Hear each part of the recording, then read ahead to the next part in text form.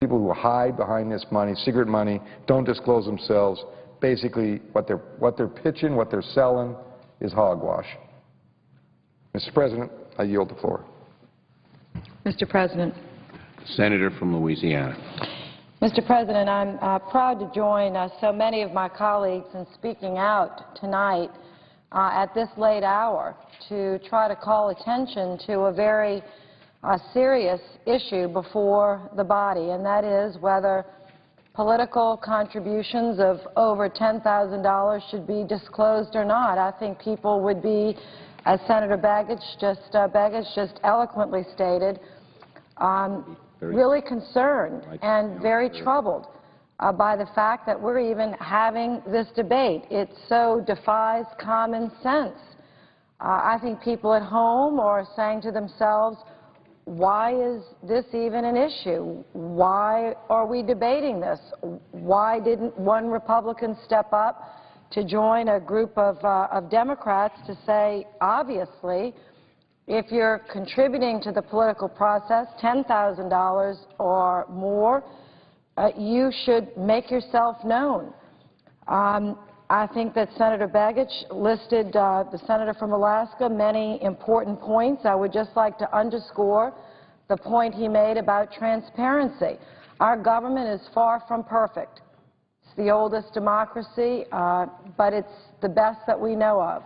And one of the reasons that our democracy is the best and it works most of the time pretty well, Mr. President, is because it's most of the time transparent.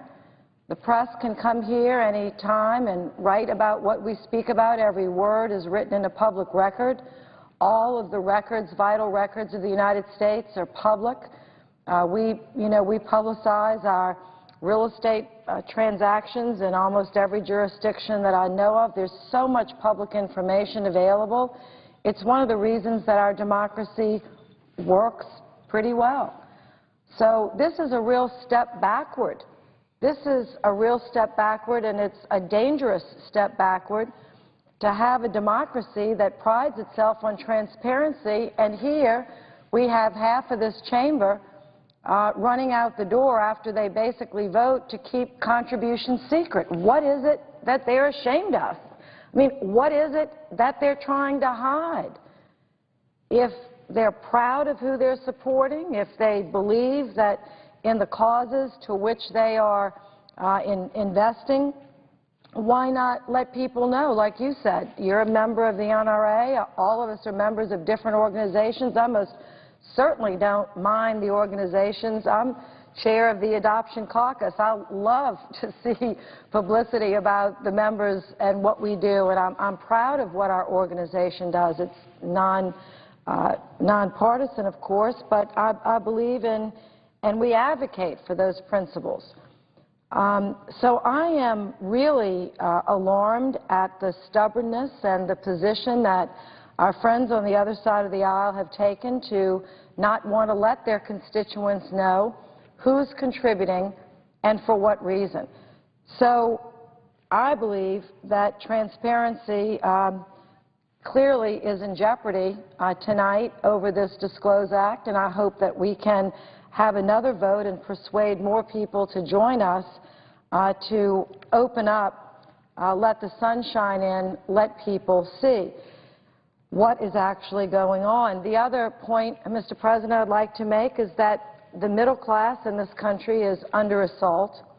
There was a very startling article in the New York Times just last week that talked about, in the last 2 years, the income net worth of the average American has fallen by 40% because of secret deals on Wall Street, because of secret collusion of some of the largest financial institutions in the world, because of a lack of transparency in our financial system, and a number of other reasons, but that was primarily in the lack of enforcement of having good regulations and the enforcement of good regulations.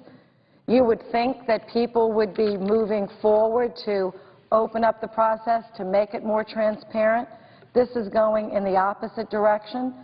The middle class is under assault. Congress is an all-time low, and so what do? We say it's okay to give tons of money to elections and to cover it up and to be secret about it and to not tell anyone who's giving and for what purpose. Our poll numbers for Congress are down. I think they were down to 3% or 13% or something. It's going to go negative. And I wouldn't blame people. We'll be a negative number in the polls because people are losing confidence in the system. And this is an example of why they should lose confidence in the system.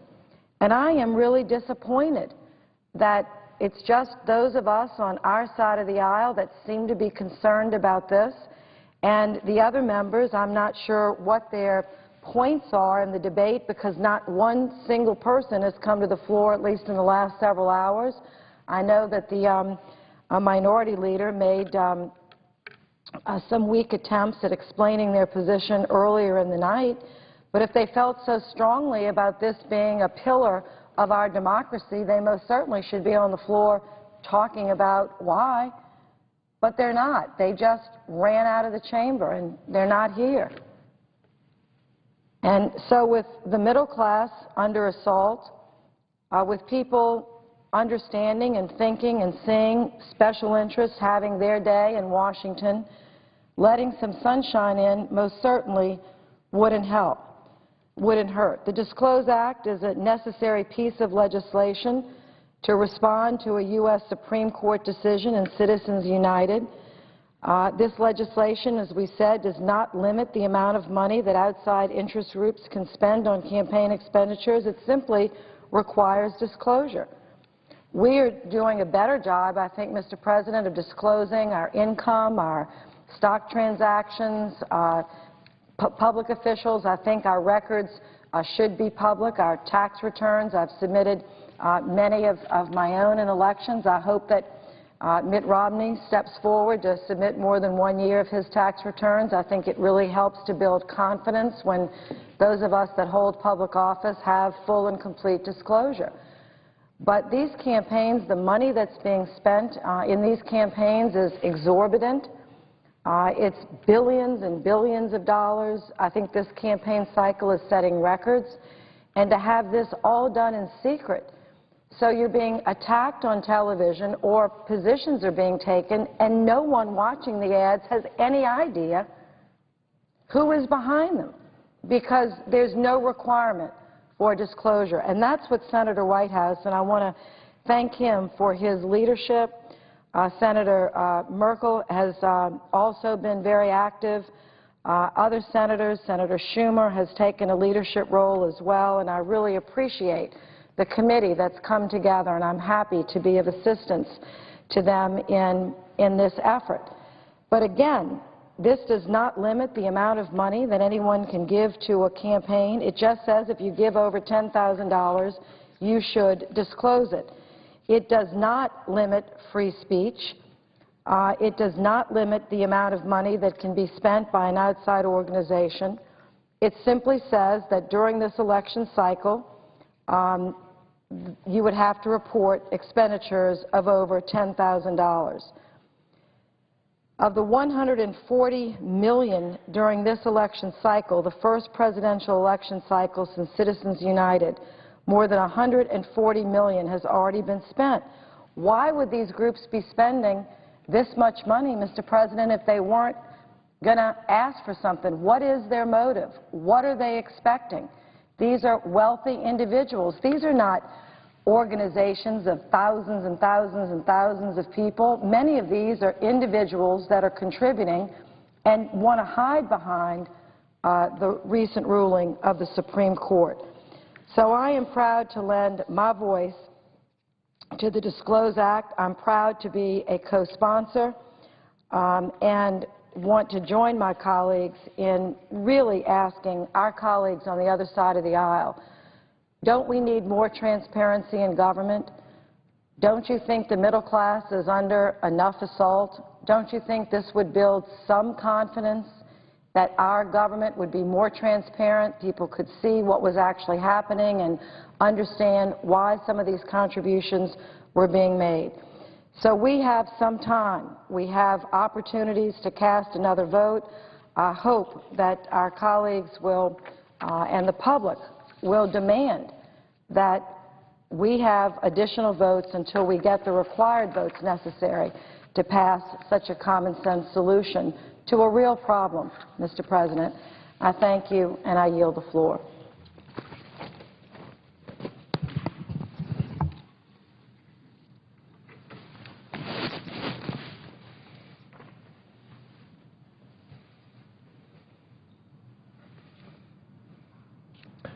Mr. President. Senator from Oregon.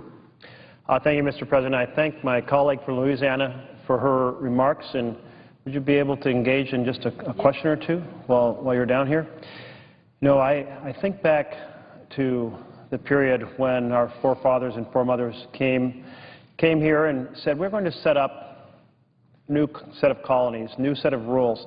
And one of the things at the very heart of that was the notion that we, the people, we the settlers, we the colonists, we're going to decide how things run rather than having kings and queens and or other very strong folks kind of handing down the laws from on high.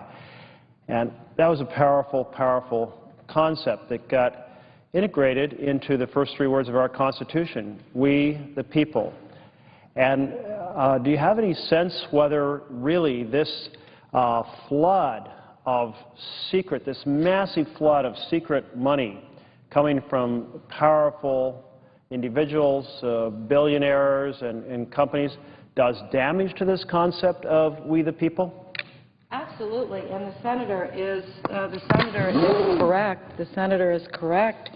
As I said, the recent polling that I've seen has Congress, the opinion of Congress, and the way the Washington government is operating at an all-time low. People don't believe that they're getting the whole story, the full picture. And this is going to contribute in a very negative way to that opinion, which is detrimental to the foundation, the essence of this democracy. And I think that our founding fathers would be horrified to actually think that a small group of individuals can, through campaigns, buy the outcome of the election or buy the attention of the candidate or the cause and not even have to disclose their identity or why they might be interested. Everyone is entitled to free speech. I just don't think people are entitled to secret speech or secret attacks. You know, if you're going to get into a fight, you'd like to know who you're fighting with, you know, identify yourself. But this system is not only, you know, fraught with, it just obscures the truth, which I think people have a right to know. And I think it does cut at the heart, Senator, you're correct, of some of the strongest principles of our democracy. You know, I was thinking back to a book that a friend gave me to read, and it was called Treason of the Senate. And when I first heard him speak about it over the phone, I thought he was saying he had a book about the reason of the Senate. And in fact, it turned out to be not the reason, but the treason. And it was a series of articles, I believe about 20, that were written during the muckraker period. And it was each month taking a different senator and how they had basically been put into office through a particular company in a different state, different powerful interest.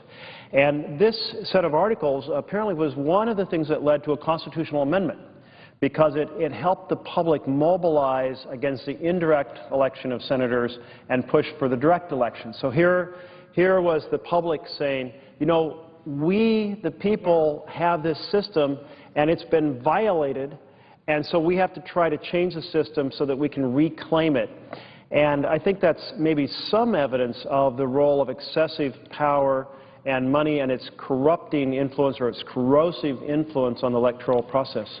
No, the senator is perfect to point that out and is an excellent student of history. He's demonstrated his understanding before senators were directly elected They were elected by the legislators of their states and oftentimes literally sent to Washington by a special interest, for instance, the railroads. You know, instead of the laws being written to help people that average citizens or homesteaders or people trying to get a hand up and a helping hand, some of these senators came, basically bought, sold, delivered, and packaged and sent to Washington, D.C. to argue on behalf of one special interest. You know, it's tough to keep things in balance here right now without us going back to those times. That is what is so frightening. And I see Senator Whitehouse on the floor, and I've been studying this and has, you know, many documents that he can refer to, but that's what's alarming.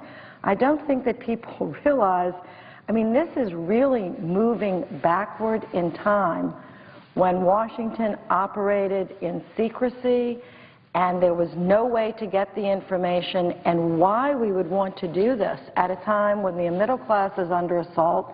They've lost 40% of their net worth at a time when our popularity and trust with the people is an all-time low. This does not make any sense to me, and I don't understand any benefit that will come from it. I follow up on the point that Senator Merkley made, the comparison that he made to the constitutional change that took the Senate from election by state legislatures to direct election by the people is really very much a model for what is happening here. There was a desire to get the vote away from the special interests and put it in the hands of the actual people. Here, it's a desire to get the spending, the money behind the vote, out of the hands of the special interests and back to the people. And what Citizens United did was to go hugely backwards, open up the floodgates of special interest money, allow it to be secret,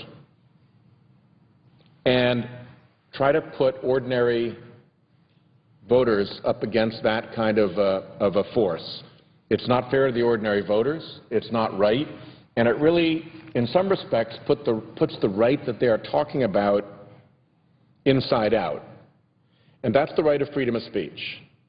I think we all have seen the Four Freedoms, the posters by Norman Rockwell. And perhaps the most famous of those posters is the one of the fellow in the tan windbreaker jacket, a thin guy, and he's standing up, he's tall, he's surrounded by people, he's clearly at a town hall meeting, and he's standing up, and what is he doing? He's speaking. He's having his say. The way Citizens United has worked out, they're basically saying, you don't have a constitutional right to speak. You have a constitutional right to listen. You have a constitutional right to listen when the big money speaks. It's essentially a shut up and listen to the big money version of the First Amendment. When money is speech, which is the principle of Citizens United, guess what? Those with the most money get the most speech. Those that don't have a lot of money don't get a lot of speech. And those that have no money get no speech. That's not what the founders intended. And so there's a really strong similarity between the move to take the vote and put it in popular hands and what we're trying to do here with disclosure and put the money in popular hands. And since we can't do that under Citizens United, what Disclose does is at least you know what's going on. You can look at the game as it's being played. It's cards up on the table. And that, if you're being denied the ability to speak on even terms with a CEO or a billionaire or a major corporation or some big lobby group, at least you have the right to know what they're doing, what they're saying, and what's going on. You can keep score, and enough of you can get together, you can get mad, and you can do something about it. Behind the veil of secrecy, you can't even keep score. You don't even know what's going on. Just a moment ago, our colleague from Louisiana, Senator Landrieu, was noting that we have important work to do to shore up the American family. Families have lost, I think the number is on average, $100,000 of equity in their house. per family. That's a phenomenal sum. If we look at the equity held by our Hispanic families, our African-American families, they've been virtually wiped out by a system of deregulation and predatory mortgages leading to a housing bubble. We have desperate need for jobs. I think what I hear you saying is that in the face of these needs, allowing unlimited spending by the most powerful interests in the country to pursue the interests of the most powerful is not going to help us create those living wage jobs Americans so desperately need. It's not going to help us fund those health care clinics that are the front door for folks who don't have the big salaries and the big benefit packages. It's not going to help put food on the table for those who are out of work and hungry. And that in that sense, this process of us working by and for the people is being corrupted by these vast pools of secret spending. Absolutely. That's why I said the senator is correct, why I am astounded that people that talk about, on the other side of the aisle, good government, government for the people, you know, that's what the Tea Party movement is supposed to be about. It's supposed to be about taking government back. This isn't taking government back to the people. This is giving it away to people that have the most power and the most money, and you don't even know who you gave it to because they don't have to disclose. It's going in the opposite direction of, I think, what the American people want us to do right now. And if the middle class isn't angry enough, they really should be angry about this, because the consequences of secret, undisclosed, unlimited amounts of money put the average person at risk. It disenfranchises them. I mean, we've worked for over 230-something years to go through a process of perfecting our democracy to where every man, every woman, every person 18 and older had the right to vote and participate.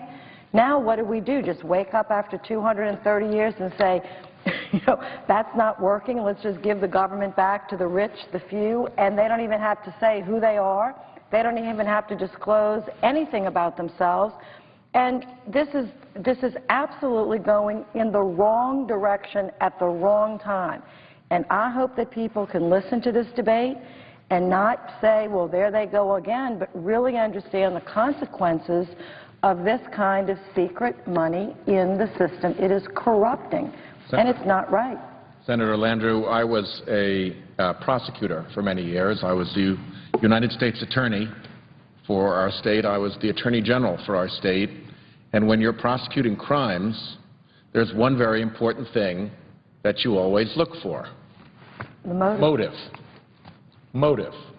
You look for a motive. And one of the things that is, I think, obvious to all Americans is that the folks who engage in unlimited election spending do so because they have a motive. Somebody may give $1,000 here or there because they are passionate about an issue. They may give $20 because they know the councilman who's running. But these folks that are giving $4 million at a lick, they're doing it because they have a motive. And it's important for the public to know what that motive is. So now you take the next step. If it's unlimited, it's to open the doors for the people who have a motive. If it's secret, what does it tell you about that motive? If it's secret, what it tells you about that motive is that it's a bad motive for the American people. And this goes back to the point that you and Senator Merkley were making. Whether it's trying to help get your kid through college, not have to pay the increased interest rate, be able to get a Pell Grant, whether it's paying to put food on the table, whether it's trying to get a decent job. Rhode Island still has 11% unemployment. You can name your issue. And if this special interest, unlimited secret money was aligned with what the American people want, they would not be fighting about this. They wouldn't care whether it was secret or not. They need it to be secret. They filibustered this bill because they know that those special interest motives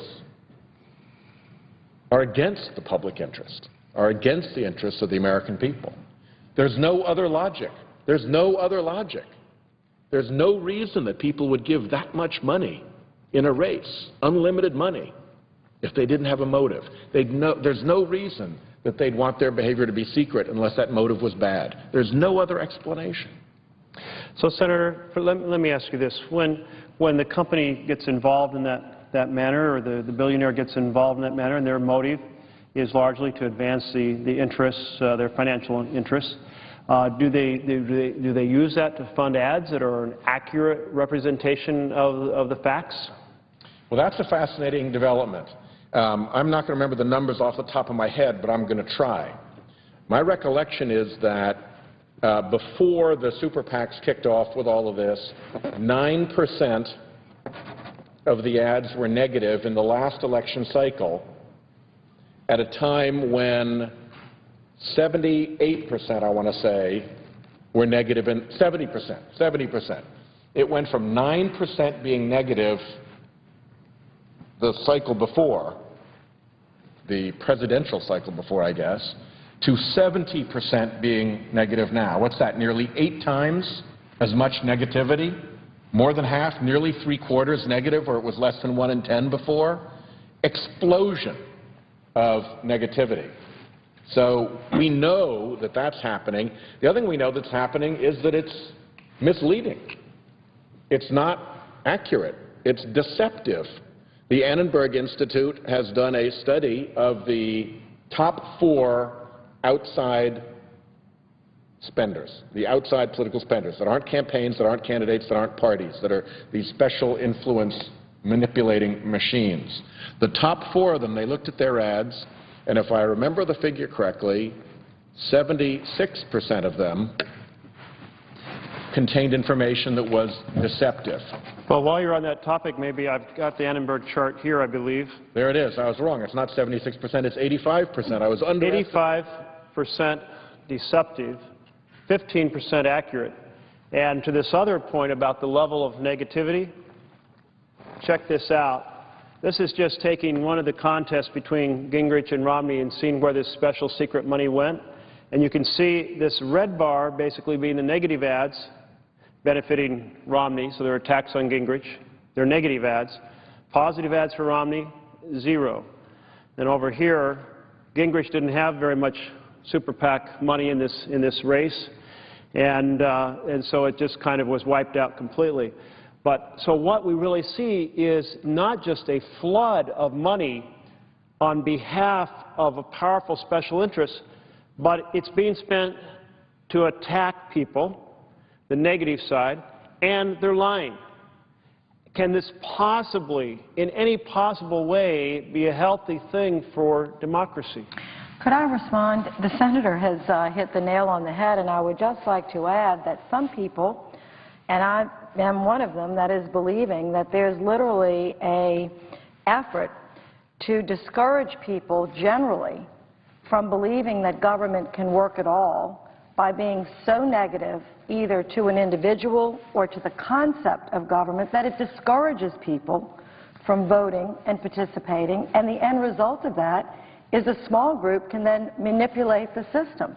I mean, if people don't engage, if they think that the system is rigged, which seems like it's getting more and more because of laws and rules like this that we can't seem to get straight, what happens is people get despondent, they get turned off, and then the special interests can really run the show if people don't vote and contribute. And so it really is a part of a whole strategy to kind of take the government away from the people and hand it over to a group of special interests with unlimited money, secret attacks, to basically fashion and write the laws that benefit the few as opposed to the masses. And it's completely against the concept of our democracy. And again, You know, I know that there are people that have a lot more money than others, and they should be free to make decisions about what they do with it. I don't have a problem with that,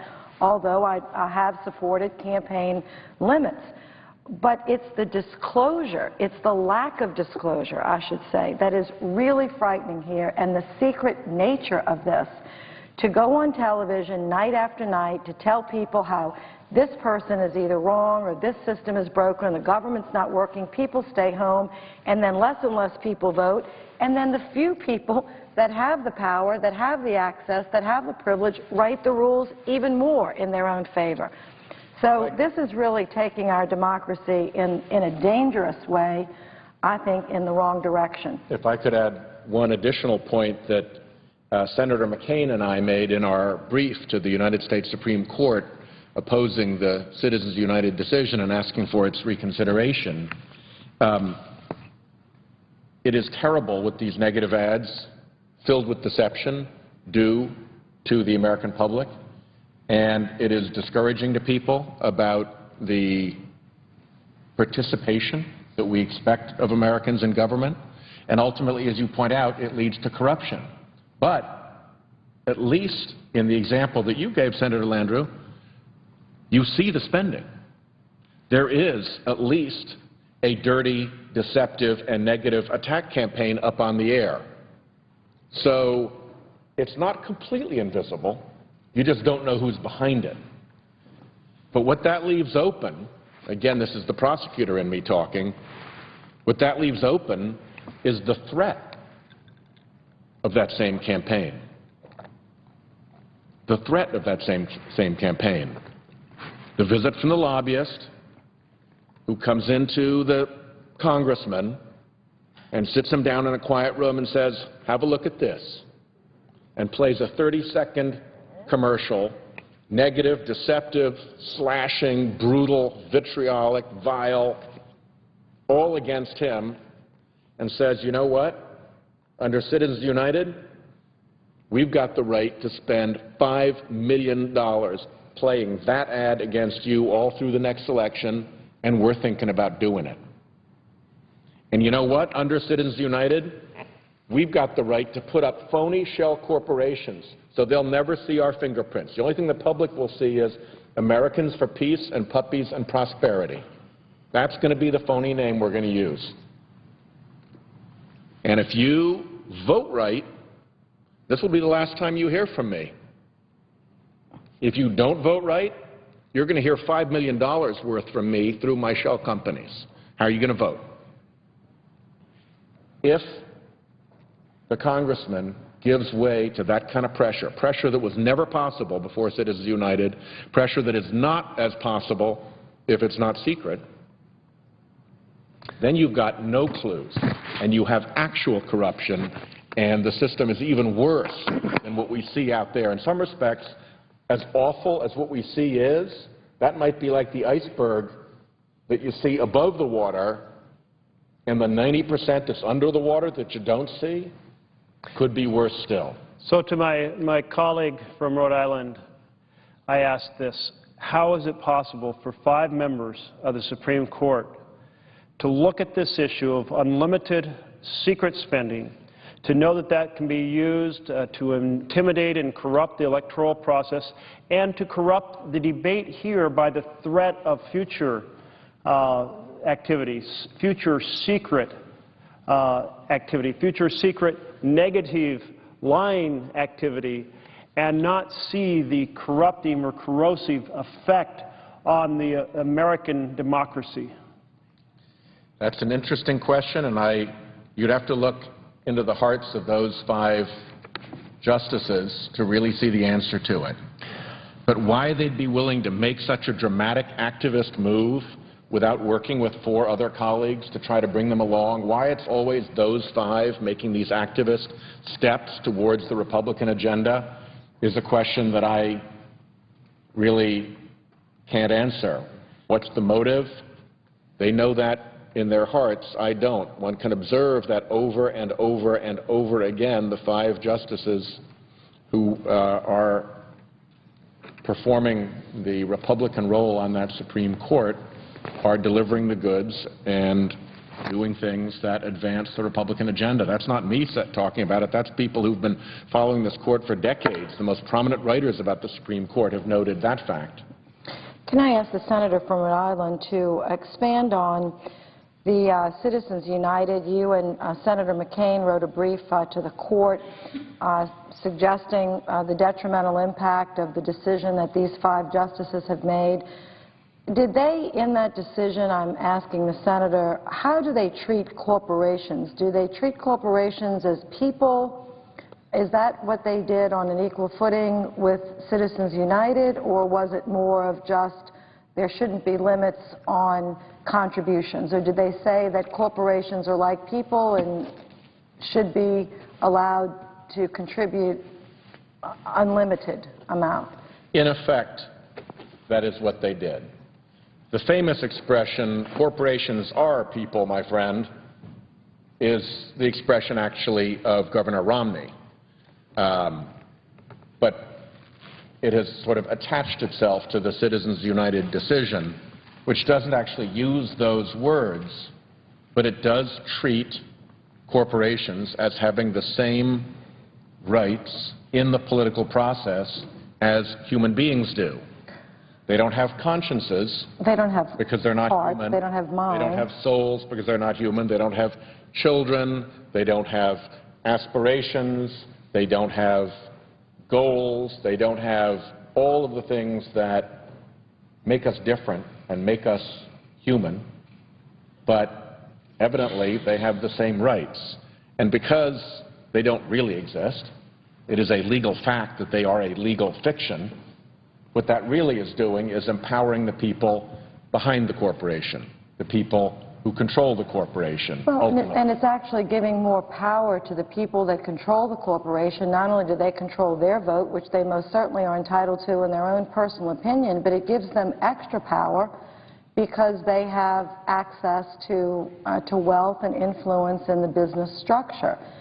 It also occurs to me that if the tiny state of Delaware would just take this one step further, they might be able to expand their congressional delegation here in Washington, because I think they have quite a few corporations that are evidently alive and well and walking around in Delaware. Since they have many corporations that are incorporated there, they should press this issue a little further, and they might only be stuck with 2 senators, but who knows how many House members they could get equal to California. I mean, this issue, this decision the court made is just, it's mind-numbing. It does not make sense. It flies in the face of what's good for our democracy. It flies in the face of decisions that courts have made. And that aside, which is troubling enough, but then to take the next step, as the senator from Oregon knows, and say that not only are corporations people and have access to, so you have your own vote, and then if you happen to run a corporation, you get a vote for that corporation as well and all the people that run it, but then you can do it all in secret, and you don't have to tell anybody about it. I mean, it really is very, very troubling. Well, and even the corporation itself doesn't know what it's doing. That is, a corporation might have 10,000 shareholders. They are the corporation. A corporation is a legal fiction, as our colleague from Rhode Island says, that allows a board of directors to make decisions on behalf of those thousands of people who own stock. And they don't even know. And so they're not spending, the board officers are not spending their own money. They're spending money that belongs to those stockholders. But those stockholders have no idea how that money is being spent under Citizens United. So it's not just corporations spending money that's secret from the rest of us. It's the officer spending it secret from the actual corporation itself, that is, the stockholders. Senator, it makes no sense. It makes no sense. We could stay here all night. I'm not sure that we could get anyone to understand it. We just have to reverse this law and get transparency back in our electoral process. You know, to your point about the distinction between a corporate form and an individual, Justice John Paul Stevens addressed this in his dissent, and he said, and I'm quoting, "In the context of election to public office, the distinction between corporate and human speakers is significant. Although they make enormous contributions to our society, corporations are not actually members of it. They cannot vote or run for office. Because they may be managed or controlled by non-residents, their interests may conflict in fundamental respects with the interests of eligible voters. The financial resources, legal structure, and instrumental orientation of corporations raise legitimate concerns about their role in the electoral process. Our lawmakers have a compelling constitutional basis, if not also a democratic duty, to take measures designed to guard against the potentially deleterious effects of corporate spending in local and national races. So here is the esteemed Justice saying not only is there a compelling constitutional basis, but probably a democratic duty. And what is he talking about? He is talking about this: we the people, the first three words of our Constitution, the vision that we have a democracy, that we have a representative form of government, we have a republic, that it is centered around, as President Lincoln so aptly described, a government of the people, by the people, and for the people. We have a duty to protect that. Montana had a duty to protect that 100 years ago. Earlier this evening, Senator Tester was here on the floor, and he was speaking about the 100-year present that the Supreme Court delivered. That is, Montana said 100 years ago, companies, through a variety of means, have taken over our state. It's no longer a government by the people. And so we're going to take it back. We're going to exclude corporations from the electoral process. And they've done that for 100 years with the purpose, the direct purpose of people, not companies, controlling their state. That is the democratic duty that Justice John Paul Stevens is speaking to. So the people of Montana were very upset about Citizens United. There were some folks who said, well, if Citizens United is the case, surely Montana can't continue to keep companies or corporations out of their electoral process, so we'll challenge that. And that challenge went all the way to the Supreme Court. And the Supreme Court basically issued a summary judgment, a judgment which they said, we're not going to look at the facts from Montana. We're not going to look at the 100-year history of why the people of Montana chose to fight for we the people. We're not going to consider any information at all. We're just going to summarily decide that this case will not stand, and we're going to throw out the Montana law. Well, that is some gift to the people of Montana who are fighting for we the people. You know, this is why I thought I might summarize Citizens United in the following. Citizens United, 5 justices of the Supreme Court who have taken the first 3 words of the Constitution, they have X'd out people, and they've written in the powerful. We the powerful. That's what Citizens United is all about.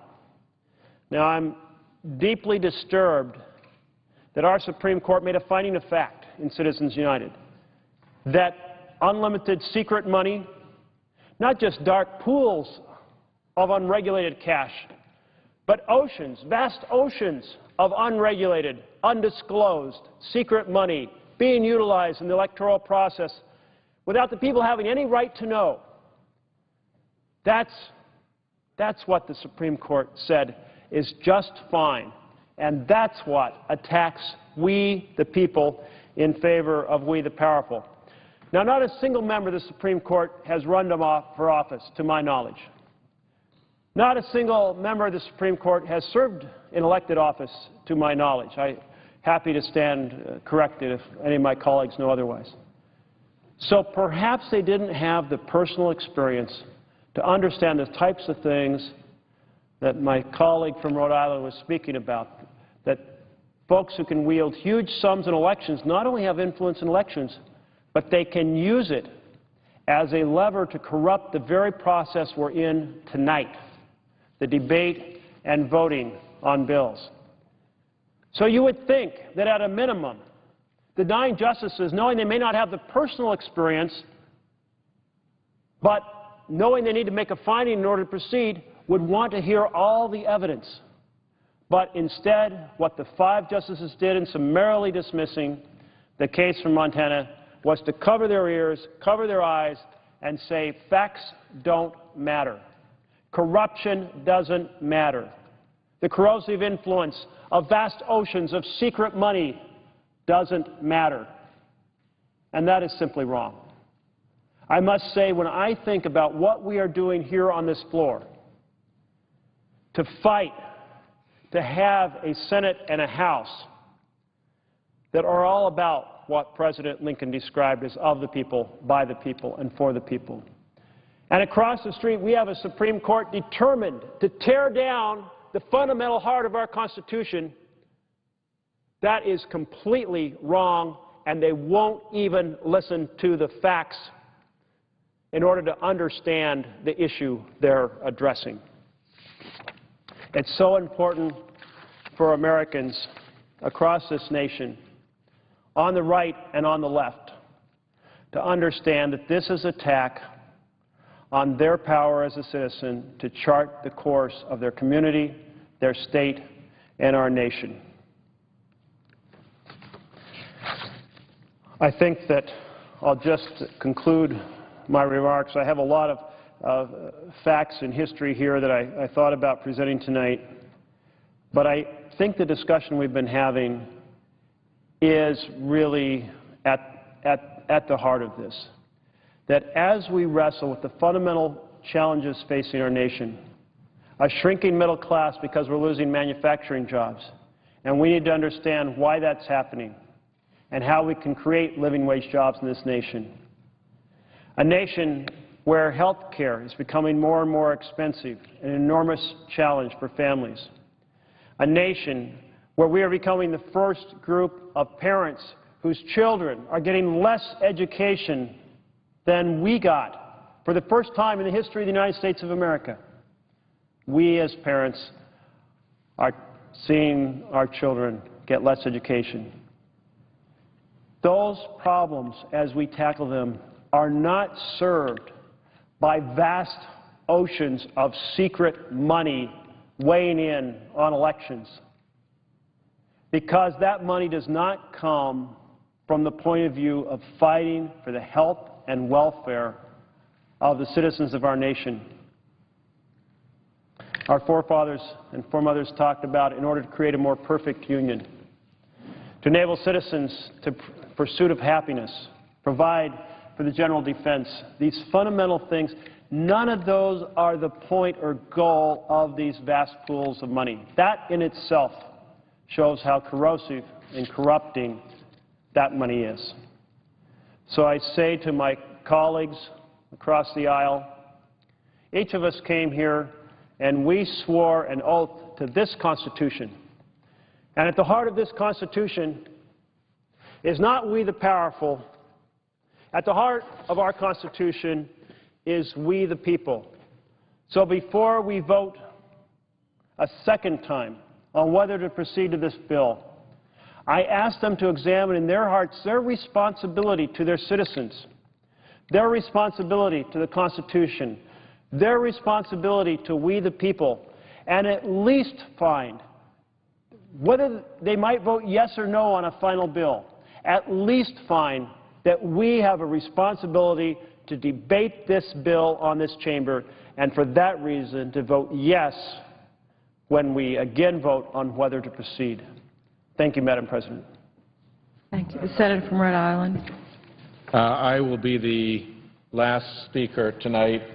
Let me close with a number of thank yous. First, let me thank the presiding officer, Senator Landrieu of Louisiana, for staying past the midnight hour to help keep the Senate open.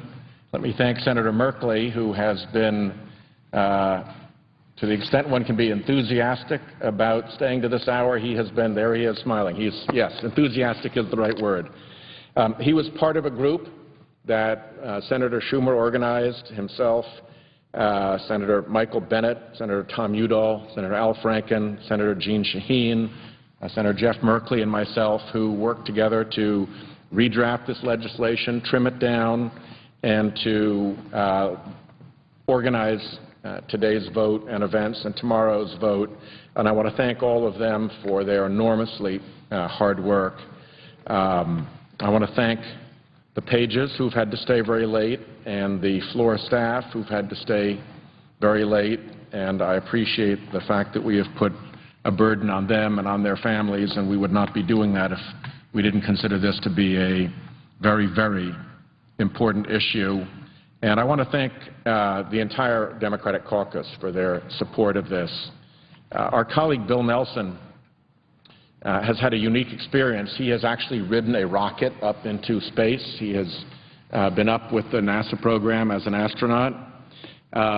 In some respects, I feel that I and others who were leading this were really doing nothing more than riding a rocket of the enthusiasm of our caucus to get this thing done for the sake of our country. I want to thank the American people who went out of their way to have their voices heard in this debate. We know that the public is strongly behind this. 6 in 10 Americans say that the middle class isn't going to catch a break while the big lobbyists and the big donors control things in Washington. Americans get that you don't spend this kind of money without a motive, and they get that if you'll only do it in secret, it's probably not a good motive. They can figure this out. So they understand 7 out of 10 believe that super PACs should be outright illegal, not secret, illegal. 7 in 10 agree with the statement, new rules that let corporations, unions, and people give unlimited money to super PACs will lead to corruption. 70% of Americans agree with that. 77% want to reform the campaign finance laws and consider that to be very important. And as a number of my colleagues have said, 1 in 4 Americans is so upset by what this has done to degrade American democracy that they think it makes them actually less likely to go out and vote, because they figure, why bother? This thing is just a racket at this point. So these numbers really should be a call to arms for the people who believe that America is, in fact, a city on a hill, the American exceptionalists, of which I consider myself to be one, the lamp held up to other nations, the alabaster cities gleaming. That's all for real. But the Citizens United decision and the failure to support us on Disclose does nothing for that. But it wasn't just the polling that brought that out of people. People came online in a very big way to participate in this debate. 617,000 Americans have signed up as supporters of the Disclose Act now on a variety of different websites, including discloseact.com. Discloseact.com got so much activity just before the vote that the public interest in it actually crashed the website. So the American public is really paying attention. I thank those folks who paid attention. I thank those who set up the opportunities for those Americans to have their voices heard. I appreciate it very much. I want to thank some of the leading newspapers in this country for their editorial support in the past few days. I've already spoken before about the New York Times' editorial, so I won't go back and repeat it at length, but the phrase they use, corporations love secrecy because it protects them from scrutiny by nosy shareholders and consumers. The Washington Post had a very strong editorial called Expose the Fat Cats. It said the following things. Not a single Republican in the chamber has expressed support for the Disclose Act. It should be interesting to hear how the Republican senators justify this monumental concealment of campaign cash. They allude to the Watergate break-in and the bad old days of unregulated cash contributions, and describe of what has happened recently after Citizens United as we seem to have created the political equivalent of secret Swiss bank accounts. They ask the question, who is writing checks for $10 million or $1 million at a single throw? And what do they want? We don't know. And this shadowy bazaar undermines our political system. They note that until recently, Republicans supported full disclosure. Now that the tide of money is running in their favor, they don't. They describe this disclosed bill as a reasonable bill that would, among other things, require identification of donors of $10,000 or more to certain organizations that spend money on political campaigns. And they close with this question and this observation: there's a very good chance that when some government decision or vote comes along next year, responsible politicians will find themselves haunted by the secret money of the 2012 campaign. Is it really worth it? The Washington Post asks. Do these donors deserve to remain hidden? Why can't they handle a little sunshine? USA Today, I want to thank them for a July 6 editorial supporting this. Freed by the Supreme Court from spending limits, they observed, all manner of special interests are opening the spigots to buy influence. Especially worrisome, USA Today points out, are secret donations, which are proliferating. A corrupting influence in any campaign. Secret money is even more dangerous in less expensive races where it can buy a seat in Congress or a state legislature without voters knowing who the buyers are or what their agenda is. The USA Today folks said that Citizens United left the public only one way to protect itself from the rising threat of secret money: disclosure. At the federal level, they say this would be achieved by the Disclose Act. Today's version, scheduled for Senate debate, requires that all groups, social welfare, union, and business, report all expenditures and all donations more than $10,000. They fear that the inevitable result is that come November, voters in many closely contested races will make their decisions based on a late flood of ads of dubious credibility, paid for by people whose names and motives are unknown. How long it will take voters to realize that they're getting conned and demand disclosure is anyone's guess. So I thank those newspapers. I'll briefly point out that the claim that the Disclose Act favors unions is a complete non-starter as a criticism. Here's the bill. It's very short. It has very big print. You can read it very quickly. There's nothing in the bill that gives unions any advantage over any other form of organizations. It's just not there. I have challenged Republican colleagues to point to a single provision or make a single counterproposal, and they have done neither. The Disclose Act applies equally to all corporations, period, and end of story.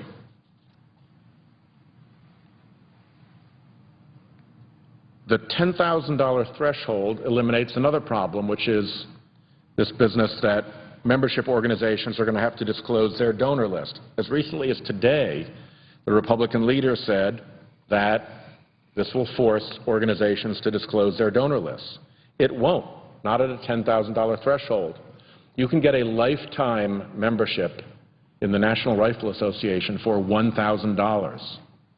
If you're a cat and you have 9 lives, you can get 9 lifetime memberships in the NRA and still not break the $10,000 threshold.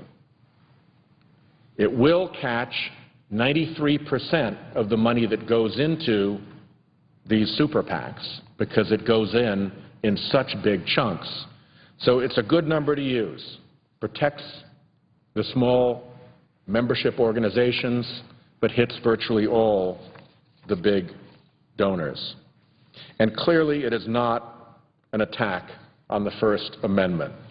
This charge has its roots only in the opponent's imagination, not in the U.S. Constitution. It contains no restrictions or limitations on speech of any kind, none.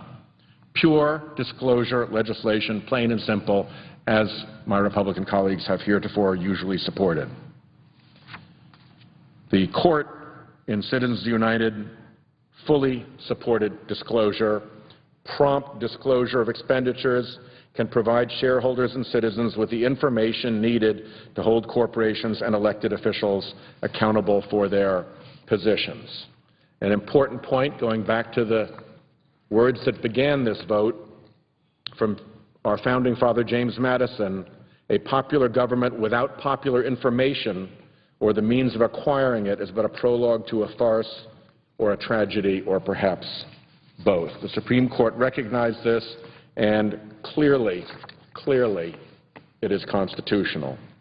The last is the argument that this bill in some way will intimidate the big spenders.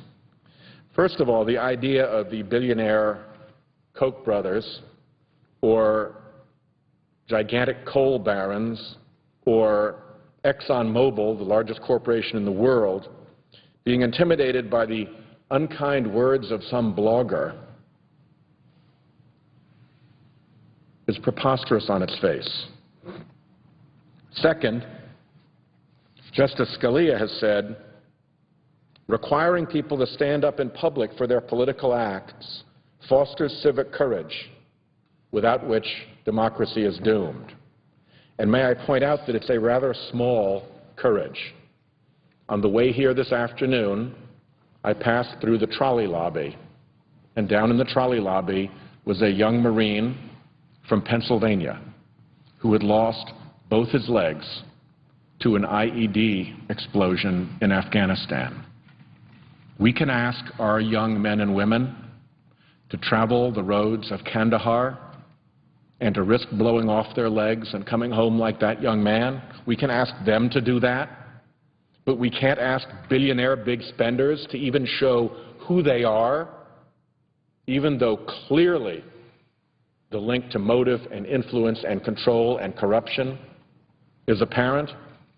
It is a ridiculous proposition, and I hope my colleagues will not persist in following it. They've even compared themselves to the NAACP during the civil rights movement. Black families burned out of their homes, and they compare the Koch brothers being criticized by bloggers to that. It simply isn't so. It simply isn't right. And I'll conclude by saying that we're not done. This is too important. It's too important for what America stands for. It's too important for the middle class that are going to be losers in the debates that are influenced and corrupted by special interest money. It's too important for the world, which depends on the example that America provides. So we didn't have any luck today. We're going to vote again tomorrow. I urge my colleagues to vote with us. But even if we don't win tomorrow, we'll be back again and again and again. When Joshua took the Israelites around the city of Jericho, they went around and around blowing their ram's horns so that those walls would come tumbling down. Didn't happen on the First Circuit, didn't happen on the Second. According to the Bible, Joshua had to go around the city of Jericho 7 times before the walls came a-tumbling down. I don't care if we have to do this 7 times or 77 times. We are going to do this because it's right. I thank the presiding officer, and I will go into the closing sequence. I ask unanimous consent that the Senate proceed to a period of morning business with senators permitted to speak therein for up to 10 minutes each. Without objection. I ask unanimous consent that at 3 p.m. Tuesday, July 17th, the motion to proceed to the motion to reconsider the vote